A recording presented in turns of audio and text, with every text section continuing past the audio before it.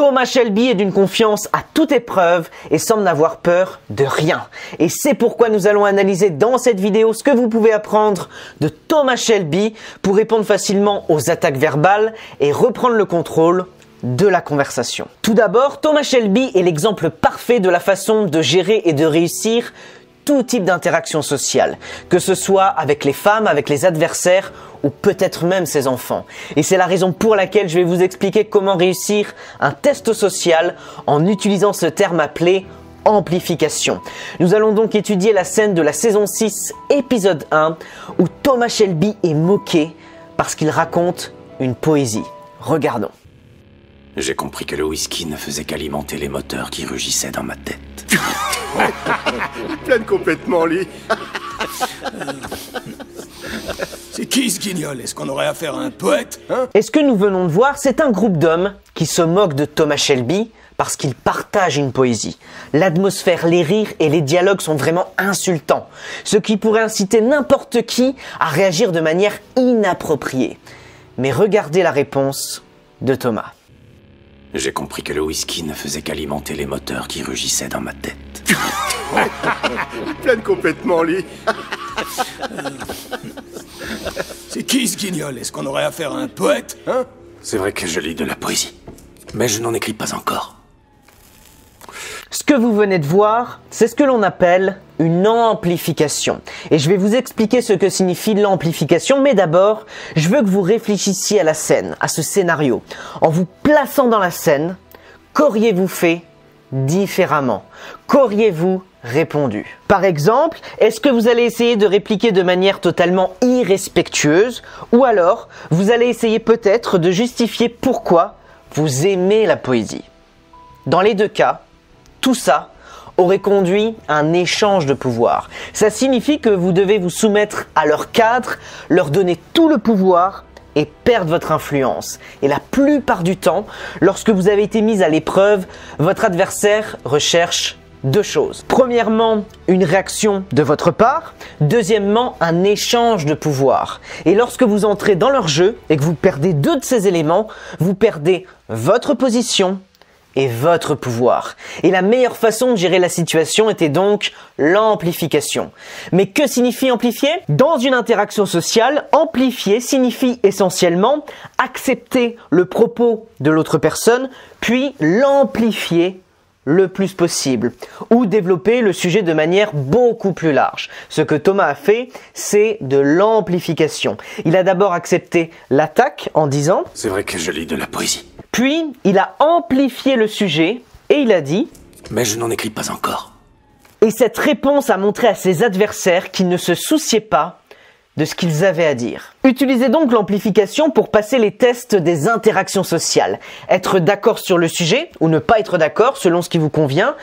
Et ensuite, amplifier le sujet, le propos de l'adversaire le plus possible. Élargissez le sujet. Regardons d'autres extraits où vous verrez que Thomas Shelby accepte l'attaque, puis l'amplifie le plus possible. Ça permet vraiment de neutraliser les provocations sans s'énerver. Parce que s'il s'énerve, il aura perdu la confrontation. Votre femme a eu un parcours des plus intéressants. Il est même possible que lorsque j'étais plus jeune à Birmingham, j'ai eu le plaisir de la rencontrer. Mes amis et moi fréquentions parfois les dancings du sud de la ville. Eh bien, si vous la reconnaissez, vous pourrez évoquer ensemble le bon vieux temps. Dans cet extrait, il ne cherche pas à se justifier. D'ailleurs, en communication, vous devez éviter absolument de vous justifier. Sinon, vous perdez en valeur sociale, en crédibilité et en confiance aux yeux des gens. De plus, pour tes heures supplémentaires. Je ne suis pas une putain. On est tous des putains, Grace. Chacun se vend d'une manière ou d'une autre. Cela nous amène maintenant à un autre outil qui va vous permettre de garder le contrôle dans n'importe quelle situation. Ce sont les questions de redirection. Lorsque nous sommes sous pression, notre réaction naturelle consiste à suivre le courant et à accepter passivement le rythme de la conversation imposé par quelqu'un qui a du pouvoir sur nous. De cette manière, nous abandonnons notre pouvoir au cours de la conversation, ce qui conduit généralement à des conclusions défavorables lors des négociations. La question de redirection est c'est une question qui permet de changer de sujet, de rompre le flot de la conversation, et à partir de là, il est beaucoup plus facile de réorienter la conversation dans une nouvelle direction et de reprendre son propre pouvoir. Maintenant, regardons l'extrait suivant. Les Oddfellows tiennent à ce que vous sachiez que tout incartade aux instructions que vous avez reçues aura des conséquences. C'est quoi son nom? Dans cet extrait, Thomas Shelby l'utilise à plusieurs reprises pour affirmer son pouvoir, malgré qu'il soit emprisonné. Vous avez rencontré votre sœur. Hein? C'est quoi ton nom, Pépère? Et tout ce que vous attendez de moi en échange, c'est de vous apprendre tout ce que je sais du socialisme. Du moins, à en croire votre sœur. Vous n'aimez pas votre Jean? Vous avez été mariés, mais elle s'est fait tuer. Bye Bye Blackbird vous rappelle votre amoureux, non? La question de redirection est aussi utilisée par l'un de ses adversaires, Oswald Mosley. Il paraît que vous connaissez un homme du nom de Jimmy McCavern.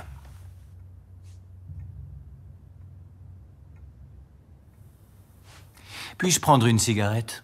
C'est un outil incroyablement persuasif, en particulier lorsque l'état émotionnel d'une personne l'empêche d'aller de l'avant de manière productive.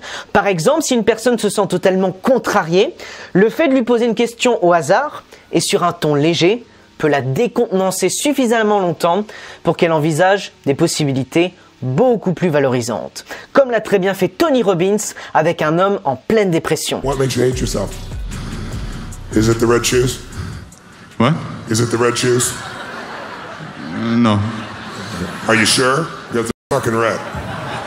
Il existe une règle d'écriture comique validée et très fiable appelée la règle de 3. Et je suis certain que vous utilisez la règle de 3 sans même la connaître. Et vous avez sans aucun doute ri lorsqu'elle a été utilisée par un humoriste ou peut-être même par un de vos amis. Alors qu'est-ce que la règle de 3? C'est une règle bien connue et utilisée par les comédiens, les écrivains et d'autres personnes qui suggèrent que les choses qui sont expliquées par 3 sont plus drôles, plus satisfaisantes ou plus efficaces que d'autres nombres. Et en utilisant la règle de 3, vous gagnez en autorité, en charisme et en magnétisme aux yeux des autres. Voici quelques exemples de la règle de 3 en action. Pourquoi moi? Parce qu'Aberama Gold est amoureux de toi, que tu sors de chez le coiffeur, et que les effluves de ton parfum atténueront peut-être un peu sa douleur. Oui, c'est vrai. Et comment ça se passe pour toi, Tom? Des clans, des guerres, des alliances. Alors dans l'extrait que nous allons voir, il y a à la fois une règle de 3 et une anaphore. Alors c'est quoi une anaphore? C'est une figure de style, c'est la répétition d'un mot au début de chaque phrase. Par exemple, François Hollande a utilisé cette figure de style avec Nicolas Sarkozy en disant « Moi, président de la République ». Moi, président de la République, je ne serai pas le chef de la majorité. Je ne recevrai pas les parlementaires de la majorité à l'Élysée. Moi, président de la République, je ne traiterai pas mon Premier ministre de collaborateur. Moi, président de la République, je ne participerai pas à des collectes de fonds pour mon propre parti. Maintenant, voyons comment Thomas Shelby l'applique avec le mot « fini ». Donc il va répéter le mot « fini » au début de chaque phrase. Et vous allez voir également qu'il utilise la règle de 3. Vous et vos hommes n'interviendrez plus dans mes affaires à partir de maintenant. Fini les descentes sur notre territoire, fini les saccages de pubs, fini les saisies de ma contrebande. Pour maîtriser les techniques présentées dans cette vidéo, il est indispensable d'avoir une solide confiance en soi. Une grande confiance en soi permet de trouver de l'humour dans les taquineries, ce qui permet de répondre par un sourire ou de rire simplement de la plaisanterie. Elle vous permet également de fixer des limites et d'exclure les personnes grossières de votre vie. Et si vous souhaitez accéder au moyen le plus rapide que je connaisse pour faire passer votre confiance et votre charisme au niveau supérieur, j'ai créé un guide avec 37 astuces de communication pour faire entendre votre voix, être reconnu à votre juste valeur professionnelle et dompter vos peurs. Si ça vous intéresse, alors je vous invite à cliquer sur le lien dans la description de la vidéo.